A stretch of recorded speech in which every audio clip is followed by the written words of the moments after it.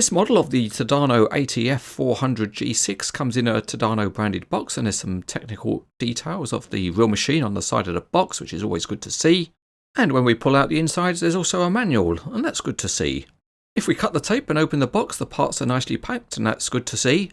And if we move on to the manual, it's very good to see. There's a parts list, and there are plenty of photos describing how to assemble the model and get it in its various configurations. The only thing that's missing is some reeving instructions for the big hook.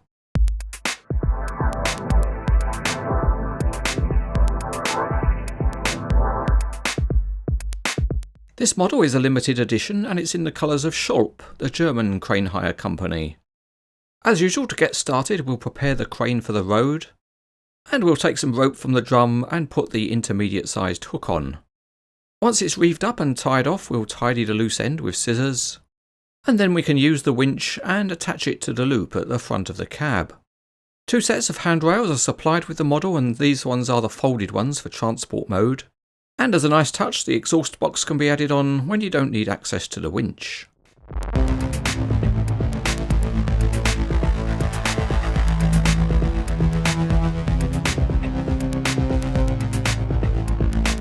Looking underneath, the transmission is very detailed, but the steering linkages are very large.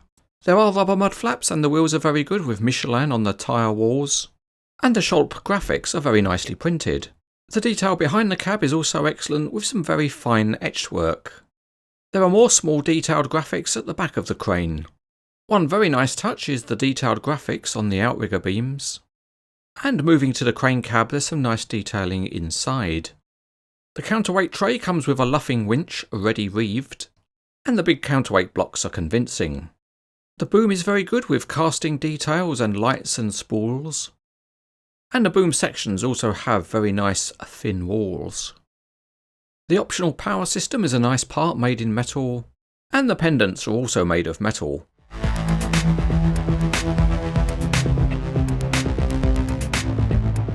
With the Tadano belly up, we can see that all of the wheels turn smoothly and independently.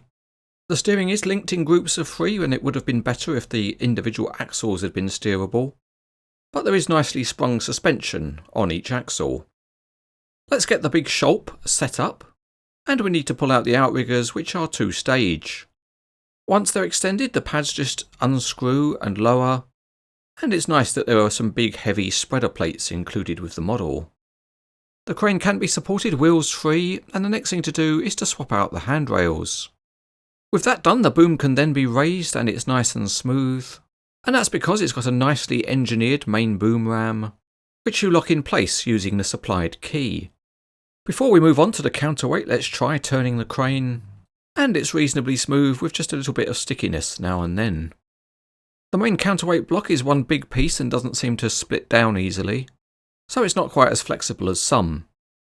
But you can position it accurately for use during self-ballasting, and after that you can load up 4 blocks on either side to give a 98 tons of total counterweight.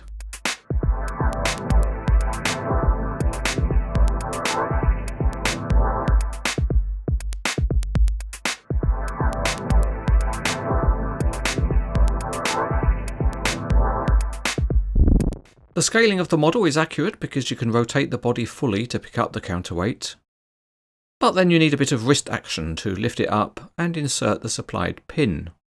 It is quite a tight fit, and here we're pushing the pin fully home. One very nice feature of the boom is that there are individual locks at 46%, 92% and 100%. So it's accurate to the real crane, and to release the lock you push in on the clip. Another nice aspect is the spooling drum, which you can turn if you like that sort of thing.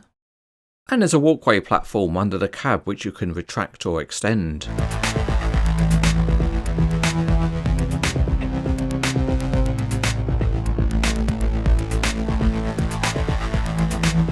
To increase the capacity of the real crane, there's a power system, and you can attach that on the model. And you need to offer it up in place on top of the boom. The manual says to make a pinned connection, but instead we'll use some of the tiny nuts and bolts that are included with the model. Tools are provided to help you with those, but even they can be too big to fit in some of the smallest gaps. But where there's a will, there's a way, and you can always get them done up somehow. The next job is to connect the RAM that controls the power system, and that uses a screw, and therefore you use a screwdriver. After that, you need to be a bit careful to extend and attach the pendant bars because they're a little bit delicate.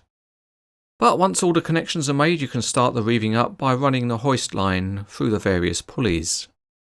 The big hook block is nicely made, it rotates and there's working spring catches, but be warned, it's a nightmare to reeve up the middle pulleys. Now it's time for the genuine imitation real life test. It's load testing time and we've set the radius at 32 centimeters, which is 16 meters. And all boom sections are set at 46%, giving a length of 70 centimeters, which scales at 35 meters. So let's take a look at the load chart.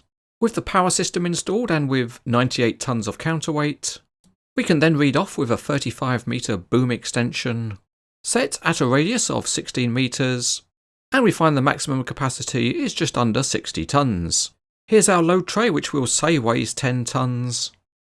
And then we'll add 30 tons to it to make a total of 40 tons.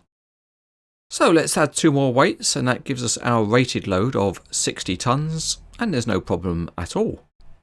Okay, so let's add 2 more loads of 20 tons each. And that brings us up to 100 tons, and she's holding steady. 20 more tons makes 120, and that's double the rated load. And before you can say, Bob's your uncle, another 20 tons has gone on, so that's 140. And 2 more brings it up to 160. So let's go for 180! And at 3 times the rated load, we've reached the tipping point.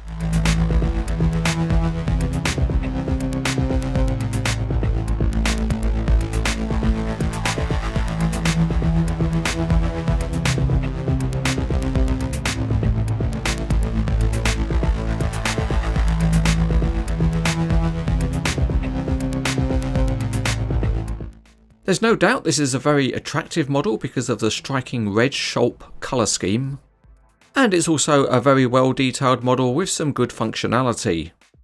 It also did very well in the loading test, so if you like heavy crane models, this is another one from WSI that is outstanding.